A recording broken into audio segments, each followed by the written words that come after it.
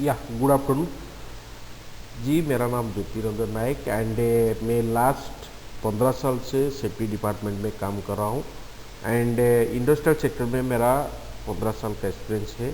तो मेरा जो एक्सपीरियंस को मैं आप लोग का साथ शेयर करना चाहता हूँ।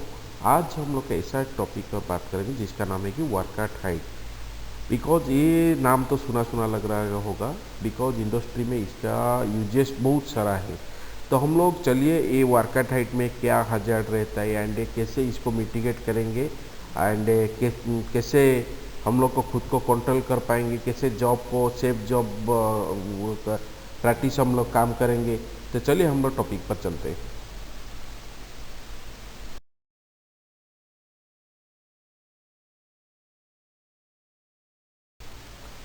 अगर इंडस्ट्री में हम लोग एक्सीडेंट देखेंगे देन मैक्सिमम एक्सीडेंट होता है वो फॉल फ्रॉम हाइट, जिसका यहाँ पे अगर मैं सिनेरियो लिया था इंटरनेट से, देन अगर फॉल फ्रॉम हाइट का एक्सीडेंट हम लोग देखेंगे देन नियर अबाउट 45% एक्सीडेंट होता है कि फॉल फ्रॉम हाइट रिलेटेड।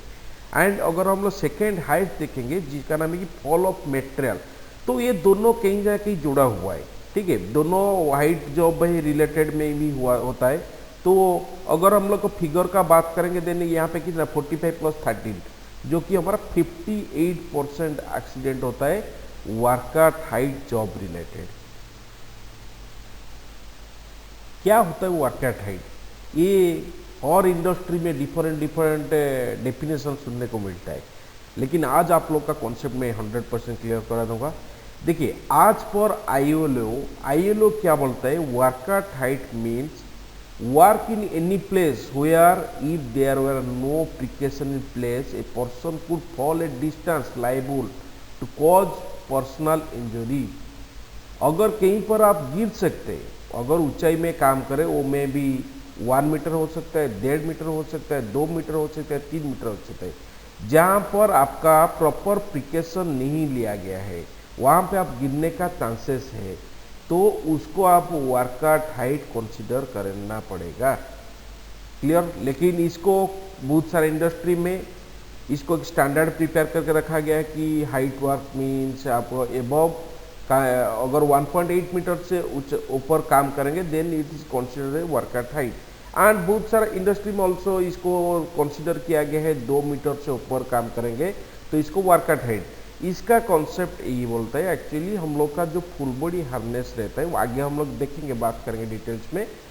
उसका बेसिस में ये स्टैंडर्ड प्रिपेयर करते हैं कि अगर 2 मीटर का ऊपर में काम करना है देन आप लोग को ये सेफ्टी बेल्ट जो फुल बॉडी हार्नेस को मैंडेटरी पहनना है। तो उसको लेकिन बहुत सारा आदमी का गलतफहमी हो जाता है कि वर्क एट हाइट मतलब वो 2 मीटर को ले लेते हैं। ठीक है, लेकिन आज पर आईएलओ को स्टैंडर्ड, आईएलओ याद करिए या फैक्ट्री एक्ट में भी वही चीज़ लिखा गया है, यहीं पर कहाँ पर अगर गिरने का चांसेस है हम लोग को देन उसको हम लोग वर्क एट हाइट में कंसीडर करते हैं। यहाँ पर कुछ मैं वर्क एट हाइट का पिक्चर में यहाँ पे रखा हूँ। जैसे कि ये पिक्चर में आप देख रहे होंगे, ये पिक्चर में एक आदमी ऊपर चढ़ा है तो यहाँ पर कुछ प्रोटेक्शन नहीं है, तो ये आदमी गिर सकता है। तो इसको हम लोग वर्क एट हाइट कंसीडर करना पड़ेगा। एंड यहाँ पर जो सेकेंड में है, यहाँ पर देखिए ऊपर में काम कर रहा है, यहाँ पर कुछ एज प्रोटेक्शन नहीं है, देन हम लोग को इसको वर्क एट हाइट में कंसीडर करना पड़ेगा। यहाँ पर भी देखिए वही सेम सिचुएशन है, यहाँ पर ऊपर में ये आदमी खड़ा है लेकिन यहाँ पर प्रॉपर प्रोटेक्शन नहीं है, तो इसको भी हम लोग को वर्क एट हाइट कंसीडर करना पड़ेगा।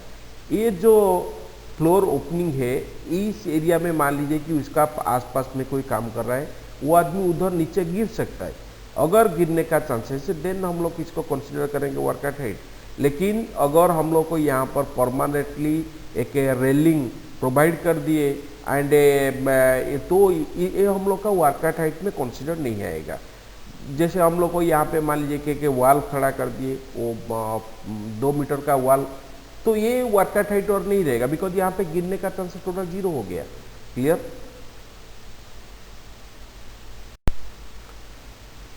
ऊंचाई में काम करते हुए क्या क्या डेंजर हो सकता है। सो मेन डेंजर यहाँ पे मैं रखा हूँ। जैसे कि first, you and your team member fall from height. आप या आपका जो भी टीम मेंबर ऊपर में काम करे वो लोग गिर सकते हैं। Your tools material debris fall from height and injury someone. मान लीजिए ऊपर में आप काम करें, कुछ मटेरियल है, को मटेरियल या टूल्स टेकल गिर सकता है नीचे, तो अगर नीचे में कोई खड़ा होगा उसका उसको इंजरी कर सकता है। थर्ड थिंग है कि collapse of your work platform. जिस वर्किंग प्लेटफॉर्म में आप लोग काम करें वो में भी कोलैप्स हो सकता है। फॉलिंग व्हाइल गोइंग अप और coming down from work platform. आप जब जा रहे या ऊपर से आ रहे नीचे, देन उस समय आप नीचे गिर सकते हैं। Contact with overhead electrical cable और अदर नेकेड वायर में भी कुछ ऊपर में इलेक्ट्रिकल ओवरहेड केबल गया है, या आपका जो केबल यहाँ पे यूज कर रहे पावर केबल वो में भी डैमेज कंडीशन में, तो उसमें अगर टच करेंगे देन आपको झटका लगेगा, आप उसमें भी गिर सकते हैं नीचे। देन बैड वेदर कंडीशन, अगर वेदर भी खराब है तो उसमें भी आप लोगों को जान का खतरा है। अगर ऊपर में काम कर रहा है ज़्यादा धूप में, देन क्या होगा, आप चक्कर आ जाएगा, आप नीचे गिर सकते हैं। क्लियर? या अभी हम लोग देखेंगे what is a risk assessment. हम लोग को रिस्क असेसमेंट तो मालूम है कैसे रिस्क असेसमेंट कैसे किया जाता है, बिकॉज जहाँ पर hazard अवेलेबल है वहाँ पर रिस्क अवेलेबल है। अगर जहाँ पर रिस्क है तो वहाँ पे एक्सीडेंट होने का चांसेस है। तो अगर एक्सीडेंट होने का चांसेस है, हम लोग को क्या करना पड़ेगा, हम लोग को कंट्रोल पुट करना पड़ेगा। तो फर्स्ट ऑफ ऑल हम लोग उसको रिस्क असेस करना पड़ेगा। अगर ऊंचाई में काम कर रहे हैं तो आइडेंटिफाई फॉल hazard, कहाँ पे आप गिर सकते हैं, क्या चीज़ हो सकता है। उसके बाद उसको इवेल्युएट करिए। इवेल्युएट करेंगे, अगर ग्रीन जोन में आ रहे, सेफ जोन में आ रहे, देन आप लोग काम कर सकते हैं। अगर वो रेड जोन में आ रहा है तो उसको हम लोग को रिस्क को फिर मिनिमाइज करना पड़ेगा। तो कैसे मिनिमाइज करेंगे हम लोग आगे देखेंगे एक एक करके। ओके, ऊपर में काम करने का समय हम लोग को जो भी रिस्क है वहाँ पे, तो उससे हम लोग कैसे मिनिमाइज करेंगे। देखिए तीन हायरार्की ऑफ कंट्रोल अगर देखेंगे देन तीन स्टेप है। First one is elimination. अगर हम लोग ऊपर में काम कर रहे हैं, इतना सारा खतरा है, देन अगर ऊपर नहीं जाए तो ये एलिमिनेशन स्टेप बोलता है यस दिस इज पॉसिबल। बहुत सारा चीज हो सकता है। मान लीजिए कि ऊपर में ये जो पिक्चर 1 में दिया हूँ यहाँ पे, अगर एक आदमी ऊपर जाके वो साफ सफाई कर सकता है, वो क्या किया, उसका जो हैंडल को क्लीन करने का हैंडल को वो थोड़ा बढ़ा दिया, तो नीचे खड़ा होके वो क्या कर रहा है, ऊपर में साफ सफाई कर रहा है, ये पॉसिबल। तो यहाँ पर क्या हो गया, वो एलिमिनेशन हो गया, ऊंचाई में काम करते वो टोटल शेप। क्लियर? और क्या एग्जाम्पल, मान लीजिए कि आप लोग को एक 5 मीटर का वाल का ऊपर एक टैंक है, वो टैंक को आप इंस्पेक्शन करना पड़ता है हमेशा। तो आप क्या करेंगे, ऊपर जाके इंस्पेक्शन करेंगे, तो ऊपर अगर जाएंगे आप गिर सकते हैं नीचे। क्लियर? तो यहाँ पर हम लोग क्या कर सकते हैं, मान लीजिए कि ऊपर आप कैमरा लगा दिए, नीचे में उसका एक एक्सेस दे दिए सिस्टम में, कंप्यूटर में, तो आप नीचे बैठ के वो कैमरे का थ्रू में आप उसको इंस्पेक्शन कर सकते हैं। क्लियर? तो ये भी एक एलिमिनेशन मेथड है। तो आपका जॉब में आपको सोचना है, अगर यहाँ पर इतना सारा रिस्क है, तो अगर एलिमिनेशन पॉसिबल है देन आप एलिमिनेट कर सकते हैं इसको। Clear? Okay, next is prevention. Prevention method में अगर आपको क्या करना है, यहाँ पे प्रिवेंशन मेथड में आप मान लीजिए कि परमानेंट रेलिंग बना दिए वहाँ पे, या स्कैफोल्डिंग है, स्कैफोल्डिंग के ऊपर ट्राइबोर्ड, मिड रेल, टॉप रेल दे दिए, तो यहाँ पर आप गिरने का चांसेस एकदम कम हो गया। क्लियर? तो गिरने का चांसेस है, आप बोलेंगे कि सर गिरने का चांसेस तो यहाँ पे जीरो नहीं हो सकता है, बिकॉज मान लीजिए आपका स्कैफोल्डिंग कोलैप्स हो गया, देन उस समय आप क्या करेंगे। तो ये है प्रिवेंशन मेथड। क्लियर? इसको हम लोग प्रिवेंट कर पाए कि ऊंचाई से गिरते हुए आपको सेव कर पाएगा, लेकिन 100% नहीं, 100% is elimination method. Clear? Right. Then third step is control. Control, अगर प्रिवेंशन मेथड फेल हो गया, एलिमिनेशन मेथड फेल हो गया, देन हम लोग को क्या करना पड़ेगा, कंट्रोल करना पड़ेगा। अगर आप लोग मान लीजिए कि ये जो 3 नंबर का पिक्चर में यहाँ पे शो किया हूँ, यहाँ पर एक आदमी कंट्रोल के लिए क्या किया, यहाँ पर उसका सेफ्टी बेल्ट लगा के वो काम कर रहा है। कंट्रोल हम लोग को ऐसा देना पड़ेगा जहाँ पे आप अगर गिरेंगे भी तो आपका कुछ, जैसे आपका बॉडी पार्ट कहीं पे इंजरी नहीं हो सकता है, चाहे ट्रैप नहीं हो जाएगा। तो उस समय में सोचना पड़ेगा आपको कहाँ आप एंकरिंग करेंगे, देन आप खुद को सेव कर पाएंगे। क्लियर? देन आगे हम लोग डिटेल्स इसका देखेंगे। और ये चीज याद रखें, लेकिन बेस्ट मेथड अगर बोलेगा, अगर कोई पूछेगा आपको वर्कआउट हाइट रिलेटेड कैसे रिस्क को आप वहाँ पे एलिमिनेट करेंगे, elimination method is the best method.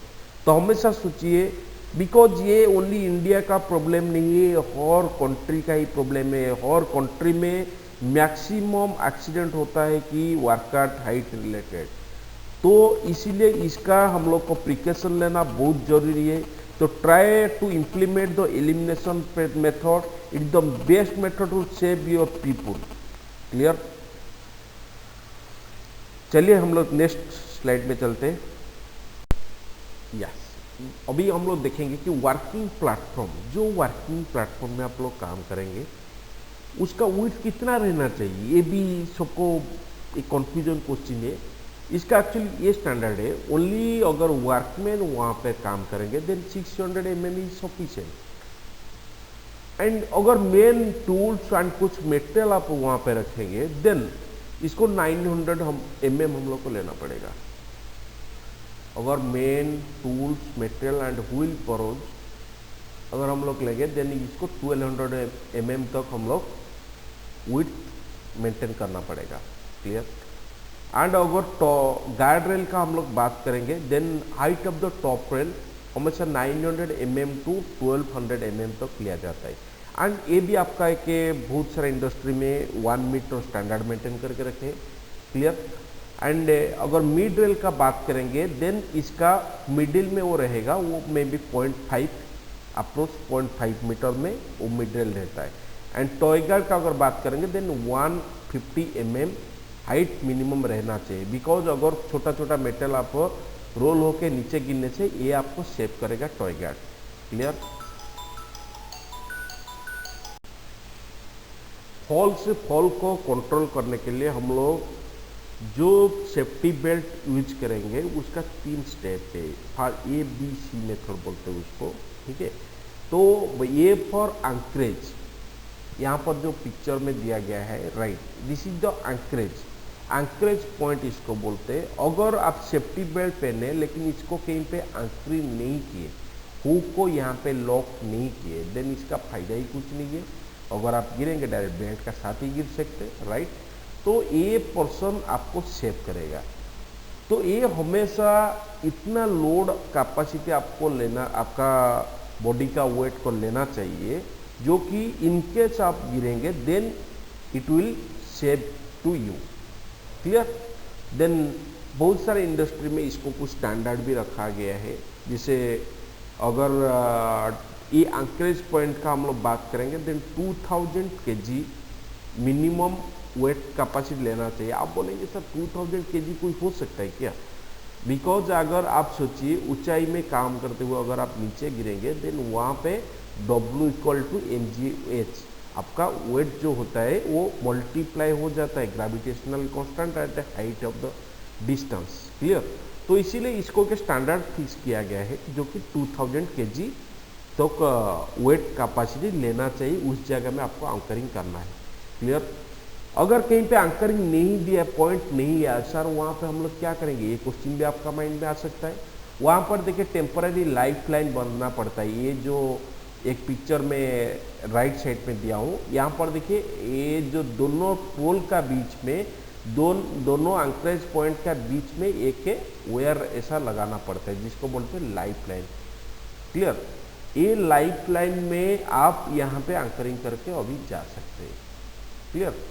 Then second is body harness. Body harness क्या हो गया, ये जो फुल बॉडी हार्नेस ये पहनेंगे, इसको अगर नहीं पहनेंगे ठीक से देन इसमें भी कुछ फायदा ही नहीं होगा। क्लियर?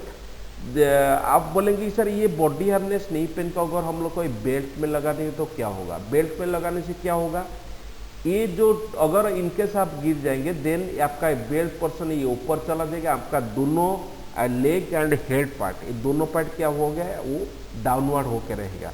देन यहाँ पे आपका फ्रैक्चर हो सकता है, आपका बोन फ्रैक्चर हो सकता है। क्लियर?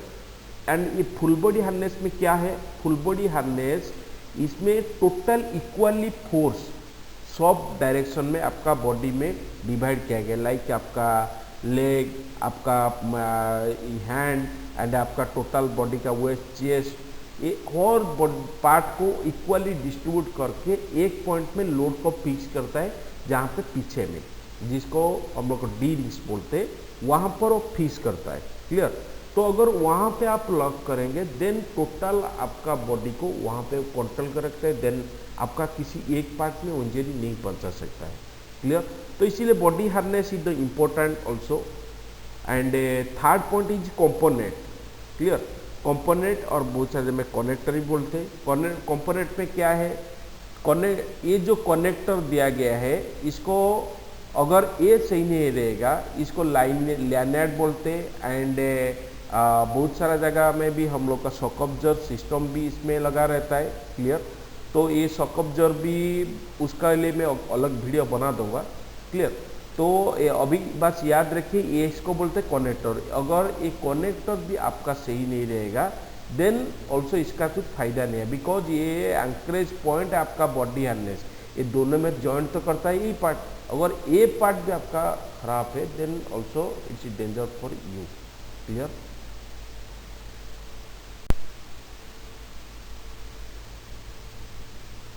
अभी देखेंगे हम लोग शेप आसेस का बात। ठीक है, शेप आसेस मीन्स हम लोग को पता है ladder are means access of height and they are not to be use as a working platform. Ladder का क्या मतलब है, हम लोग नीचे से ऊपर से नीचे हम लोग जाने आने के लिए एक आसेस। क्लियर? वो एक उसका थ्रू में हम लोग जा सकते, ऊपर जा सकते, नीचे भी आ सकता है, बट एक वर्किंग प्लेटफॉर्म नहीं, बस आप वहाँ पे पहुँच के उसके बाद जाके काम कर सकते हैं। लेकिन बहुत सारे आदमी क्या करते हैं, उसको एक प्लेटफॉर्म जैसा ले लेते हैं, तो this is wrong concept practice. Clear? अभी हम लोग देखेंगे टाइप्स ऑफ लैडर, क्या क्या इंडस्ट्रियल में हम लोग लैडर यूज करते हैं। जनरली एक है stock ladder, extension ladder, step ladder, tested ladder and built up और फिक्स लैडर। ये पिक्चर का साथ में यहाँ पे भी दिया हूँ। ये जो लैडर है आप लोग का बहुत सारा देखेंगे वॉल में लगा रहता है। क्लियर? एंड स्कैफोल्डिंग में भी इस टाइप का लैडर आपका लगा रहता है, जिसको बोलते हैं आपका स्टॉक लैडर। क्लियर? एंड ये है एक्सटेंशन लैडर। एक्सटेंशन लैडर में क्या होता है, यहाँ पर आपका ये देखिए 3 लेयर है, अगर आपको आज पर रिक्वायरमेंट आप इसको एक्सटेंड कर सकते हैं। Then third one is the step ladder. Step ladder में आप लोग को ये वन साइड में आप लोग काम कर सकते हैं। ठीक है? देन टेस्टेड लैडर आपका दोनों साइड में इसका काम हो सकता है। And built up and fix ladder, एक फिक्स लैडर रहता है। अगर बहुत सारा का इलेक्शन का टाइम में देखेंगे या बहुत बड़ा बड़ा प्लेटफॉर्म तो जाने के लिए यहाँ पे फिक्स किया जाता है टोटल, तो उसको बोलते हैं हम लोग फिक्स लैडर। क्लियर? अगर लैडर का भी मैं और एक वीडियो बना दूंगा एग्जैक्टली क्या क्या लैडर में रहता है, रॉन्ग्स का कैसा रॉन्ग्स रहना चाहिए, रॉन्ग्स का बीच दोनों में डिस्टेंस कितना रहना चाहिए, एंड ये पांचों लैडर का बीच में एग्जैक्ट डिफरेंस क्या रहता है, कौन सा जॉब में हम लोग कौन सा लैडर यूज करेंगे, ये सारा चीज़ को लेके मैं और एक दूसरा वीडियो बना दूंगा, आप वो वीडियो को रेफर कर सकते हैं। क्लियर? लैडर हम लोग को यूज करने के लिए उसका कुछ शेप प्रैक्टिस भी है, हम लोग को क्या क्या फॉलो करना पड़ेगा। First one, all the wrongs in good condition. पहले हम लोग किसी भी जॉब चालू करने से पहले हम लोग को पता है वो जॉब में हम लोग क्या रिस्क क्या हजड़े वहाँ पे असेस करना पड़ता है, तो आप लैडर को यूज करने से पहले वहाँ पर रॉन्ग्स को चेक करना चाहिए। अगर ये चीज़ फिजिकली गुड देन आप उसको यूज कर सकते हैं। क्लियर? Use 3 point climb. हमेशा ये 3 बॉडी कॉन्टैक्ट इसको बोलते हैं। 3 बॉडी कॉन्टैक्ट का मतलब आपका दोनों हाथ एंड एक फुट हमेशा कॉन्टैक्ट रहना चाहिए, या दोनों फीट एंड 1 हैंड, ये 3 हमेशा कॉन्टैक्ट रहना चाहिए लैडर का साथ। तो कभी कभी हम लोग को क्या करना पड़ा, मान लीजिए कि एक कुछ टूल बॉक्स से हम लोग को एक हाथ से टूल बॉक्स को लेते हैं एंड उसके बाद हम लोग ऐसे ही चढ़ जाते हैं, तो उस समय it's a onset practice, because आज पर स्टैंडर्ड बोलता है कि ये दोनों हाथ एंड एक आपका फीट या दोनों फीट 1 हैंड हमेशा पॉइंट ऑफ कॉन्टैक्ट रहना चाहिए लैडर का साथ। क्लियर? जिसको बोलते 3 body contact. Always face the front of the ladder. हमेशा लैडर का आपका जो फेस है, फेस हमेशा टुवर्ड्स लैडर तक रहना चाहिए। Clear? Keep hands on one side rail at all time. Always आपका हैंडरेल को, साइड रेल को आपको हैंड हमेशा रहना चाहिए, पकड़ के रखना चाहिए। कीप वेट सेंटर, ऐसा नहीं कि आप एक साइड में आप लैडर थोड़ा चौड़ा है, वेट थोड़ा ज़्यादा है, देन अगर वन साइड में आप जाएंगे तो उसमें भी ये प्रॉब्लम हो सकता है लैडर का। तो हमेशा कोशिश कीजिए सेंटर में जाने के लिए। This is the safest way. Clear.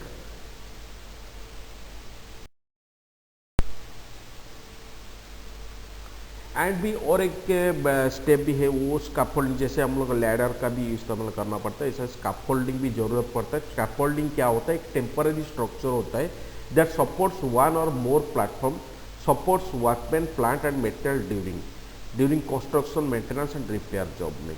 ठीक है। स्कैफोल्डिंग क्या होता है? कभी कभी हम लोग को ज़रूरत नहीं पड़ता है कि परमानेंट प्लेटफॉर्म बनाने के लिए, तो उस जगह में हम लोग क्या करना पड़ता है कि टेम्पोररी प्लेटफॉर्म प्रिपेयर करना पड़ता है, जिसको बोलते हैं स्कैफोल्डिंग।